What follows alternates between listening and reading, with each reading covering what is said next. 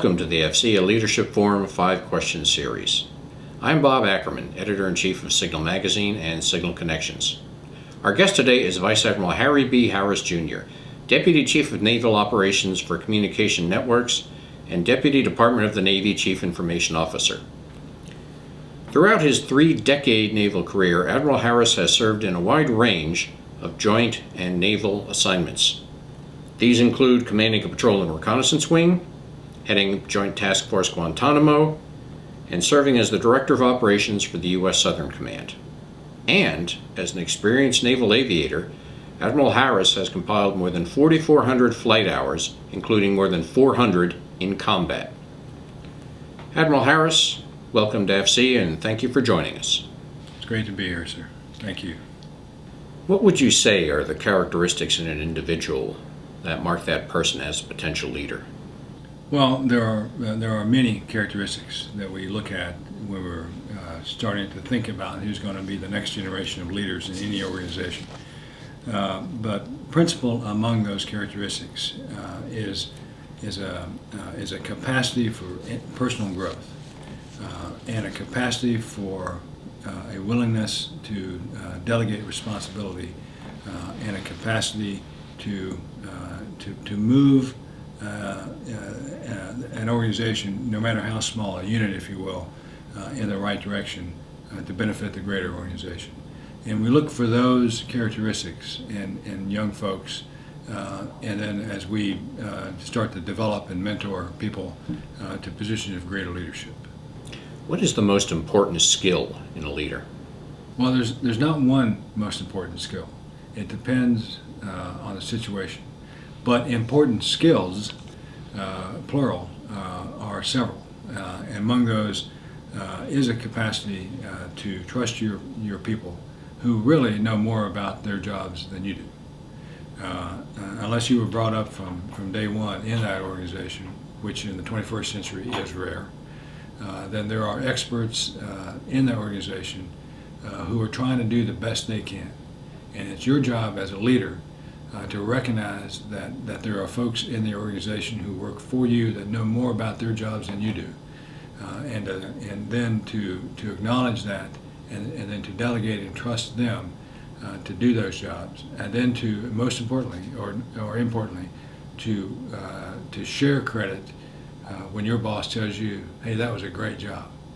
Well, it was a great job, thank you, but it wasn't me who did it, it was so-and-so who did it, or such and such, and these folks. And if you're willing to share that responsibility, share that glory, then I think you're on your way to being a good leader.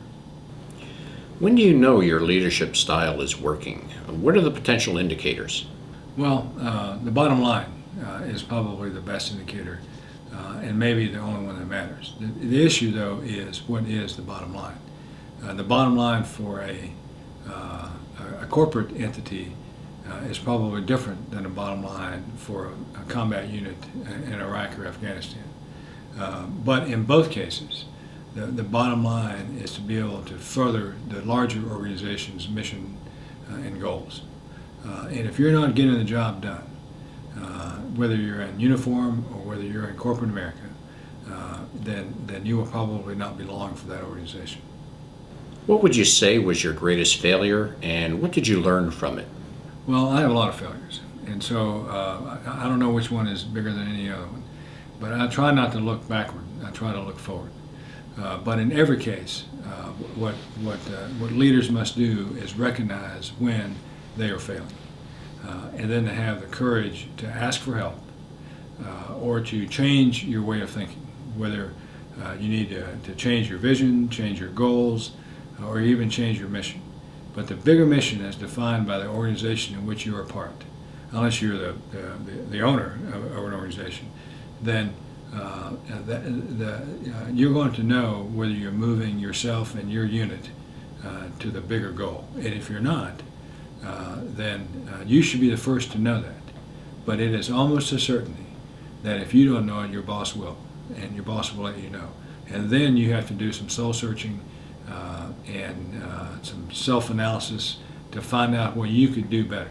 And the answer might not be one to your liking, but you must do something because the path you're on is not working. by definition of the question. Who are your heroes?